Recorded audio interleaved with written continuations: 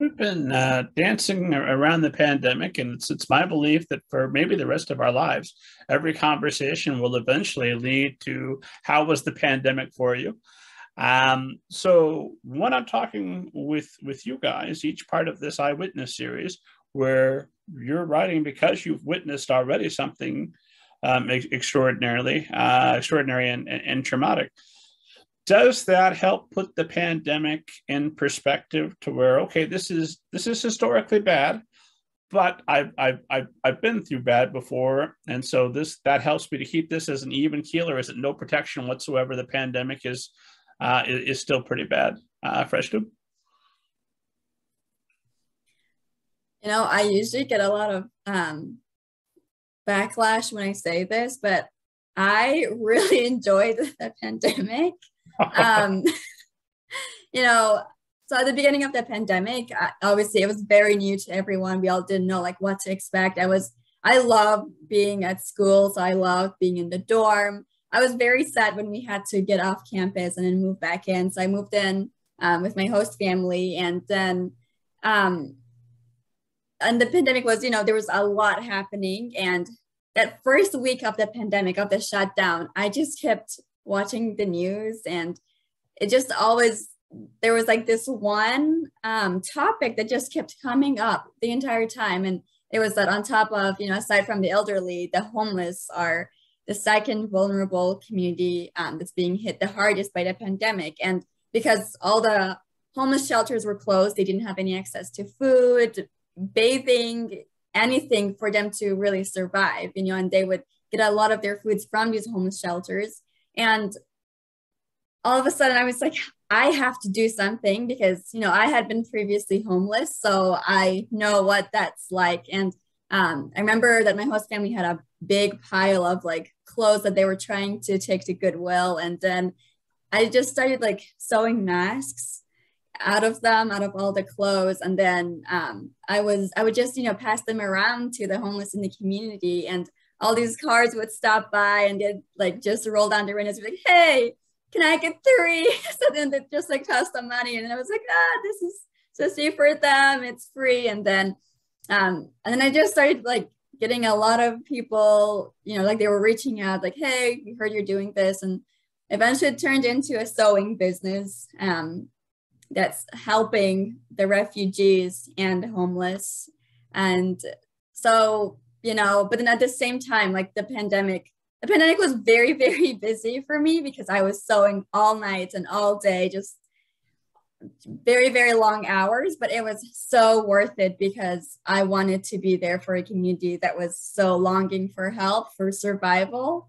And, on top of that, I loved that I could be in 7 different places, like within 30 seconds, from this meeting to this meeting. I feel like you guys can probably relate, like when you're doing a lot of humanitarian work and you're an activist, like you are very, very busy. I didn't have to like keep flying. My bag wasn't packed every weekend. So it was just, I was able to sit at my desk and do so many of my projects and do so many meetings from like across the country, just from the same room that I was sewing in. Autumn, I know you've been doing some similar activities we were talking about before the show. So how was your pandemic? I don't want to say my pandemic was just like another part of history. So I advocate for immigration reform, and the pandemic just exposed a lot of the disparities that were in this country. So I live in New York City. So the homelessness, I agree with you, was really bad. We were also at the Trump administration, who was like illegal, talking bad about illegal immigrants and immigrants. So a lot of them were afraid to even come out the house. Before the pandemic, I was already doing food distribution, but never at a large scale. But during the pandemic, I was home. People were calling me like, I'm afraid to come out. They might pick me up. They might arrest me. Can you please get me food? So I'm like, sure. I started just calling other organizations that I already work with.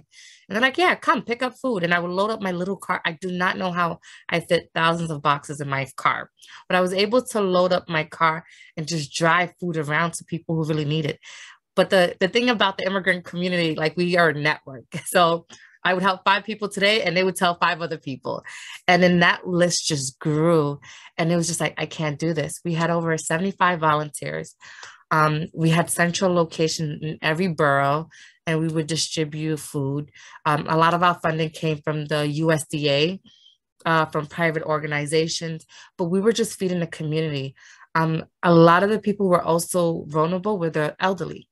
When we knocked on the doors, everyone has a different story. Until you knock on that door and speak to them, you won't know their stories. So yes, I have my own story, but there are a lot of people out there who have stories that they should write a book. And, like I said, I was writing my book at this time. I was very busy. All my Zoom calls were on my phone. I was literally out every single day of the pandemic. And it was hard, but at the same time, I didn't have the time to process the things that were going on because there were so many people that needed help. And what made it more frustrating is that the people who were in charge in Congress, the president, they weren't making smart decisions. And we're on the ground doing the work, and we were not even, the doctor so-and-so is going to be the hero, but my volunteers were the heroes. They were risking their lives every day and making sure people get food. So I just wish we were part of the pandemic.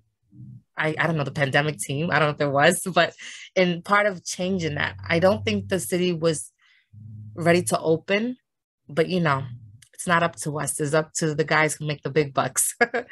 But all we can do is just continue to advocate. I'm still doing food distributions. I'm still going to advocate for immigration reform. I'm still going to advocate for all those Muslims who are detained and not charged, and who've just been harassed by NYPD, FBI, and CIA. That's all we can continue to do until we're heard. Salvador, over to you. How was your pandemic? So my pandemic was definitely interesting. I'd say that there were a lot of things going on. It was the first time that I was back at home for an extended period of time since going to boarding school. And my stepsisters were also here at home. And sort of we were all, at least in my house, the beginning, we weren't used to spending extended periods of time with each other anymore. So definitely there was some tension in the early days of the pandemic. On top of that, I was also still in my junior year of high school. So I was doing virtual school, which was very strange. I mean, and, trying to get back to normal and do work while there was this virus killing everyone around me. And at that point, we had no idea. The virus is still new to us. It was killing people left and right. And we were all scared. We didn't know. Or fears of it, whether or not it was airborne or things like that. And they just, my family and I did not leave our apartment, not even to go out for a walk, for 60 days since the lockdown. So it wasn't until around May, I forget the day, but some day around May, when we felt comfortable enough to even take a walk outside. So for those 60 days, I was in my house, and I breathed no fresh. I mean, I opened the windows, but did not see the real light of day. So definitely that was tough. And what was the size of the apartment? Not very. I mean, it's 3 bedrooms, and my sister's in one, me in another, and my mom, my stepdad in another. And our living room and our kitchen and all that. So I mean, it's just right for us. And on top of that, I didn't see my dad for all those days. Wasn't until like June where I started, like, I would walk around my dad, like take walks around, because we didn't, obviously, so I'm immunocompromised and I have a few medical conditions that put me at risk. So I wanted to take zero risk. They would put me, make me vulnerable to catching COVID. So I'd see like my dad and grandparents, I'd walk around the closest park with them, masked and distanced at the time. I couldn't see any of my friends. I mean, my friends from home were getting together and all that, but that wasn't a risk I was willing to take. And then sort of having been at boarding school too, I had most of my friends were now, from school, and then everyone was dispersed. So we were all sort of trying to check in and stay in touch. And that was definitely hard for a lot of us. On top of that, I was working on these interviews for a book that I was yet to know I was writing. And also dealing with doing all sorts of virtual speaking engagements that were either canceled or postponed or changed to virtual because of the pandemic. In January, I spoke at the World Economic Forum in Davos in January of 2020, and sort of I was riding that wave of speaking engagements. I had speaking engagements in Scotland, in Belarus, in London, in Belgium, and all these got canceled because of COVID. Some of them went remote. But I'd say that it was definitely a moment when a lot of things shifted, a lot of things all of a sudden abruptly changed for me. And it was not easy for most of it. I did do a lot of reading though during the pandemic. I think I read like 35 or 36 books. I kept track of them on Goodreads. So I did do a lot of reading over the pandemic. I think that's the best that could have come out of it.